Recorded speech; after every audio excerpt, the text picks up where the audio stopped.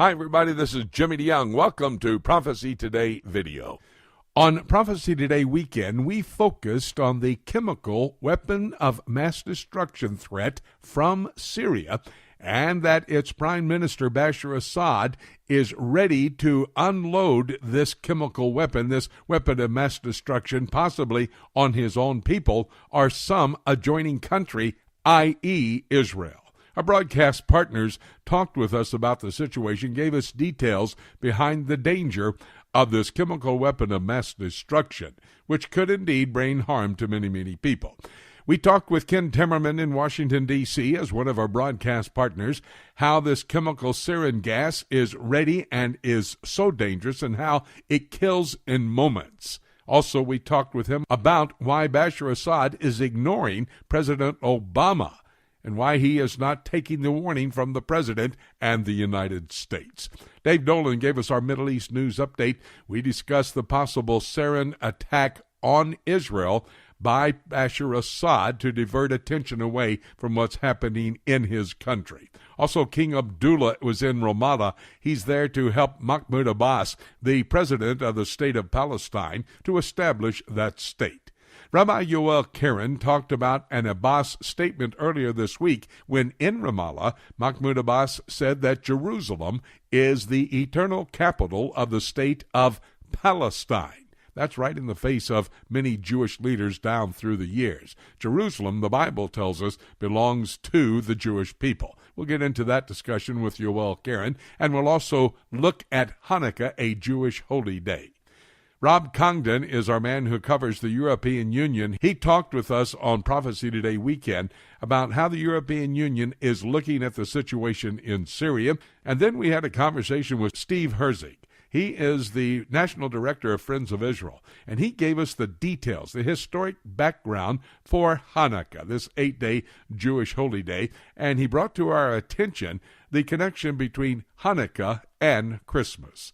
And then I had the joy of interviewing my own son, Jim Jr. He's in Romania with our other son, Rick. They're there for the first ever pastors' conference that is focused on Bible prophecy, the premillennial, pre-trib approach to understanding Bible prophecy. Many pastors are there, not all agreeing, but all listening to what the Word of God has to say. All of these conversations are available and can be heard on our website, prophecytoday.com.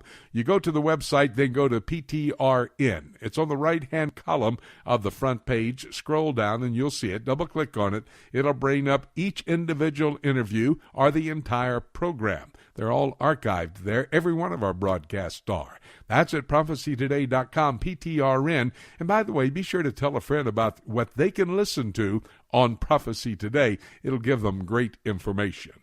Now let's go to the scriptures and the connection between the Jewish holy day of Hanukkah, Syria, and its chemical weapon of mass destruction threat, and the day of Christmas.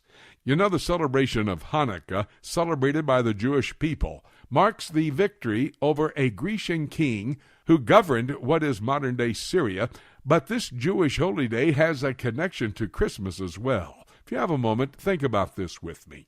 The 8-day Jewish holy days mark the victory over the Grecian king Antiochus Epiphanes, who ruled what is today Syria. The 8 days resulted from the lighting of the menorah with enough virgin olive oil for the menorah to burn 1 day, but instead it burned 8 days. This happened in 165 BC, December the 25th, when the Maccabees reconsecrated the Jewish temple after the madman Antiochus had committed an abomination of the temple by sacrificing a pig on the Jewish altar. He did that exactly 3 years to the day before the reconsecration of the temple on December the 25th, 168 BC. By the way, that date, December the 25th, was chosen by the early church fathers to celebrate Christmas because Jesus Christ himself celebrated Hanukkah. That's John chapter 10 and verse 22, which records Jesus going into Jerusalem for the Feast of Dedication. Hanukkah is the Hebrew word for dedication. This account of Jewish history sets the stage for an end-of-time scenario that can be found in Bible prophecy.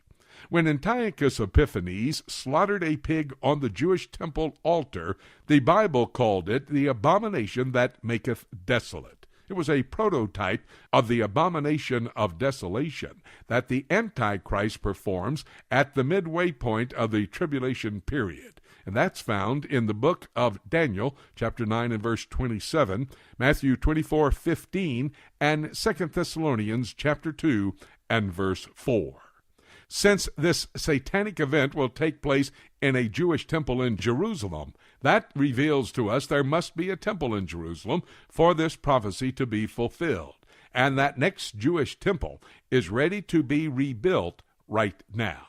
In addition, of course, there must be someone that fulfills the prophecy for an Antichrist, similar to his prototype, which was Antiochus Epiphanes.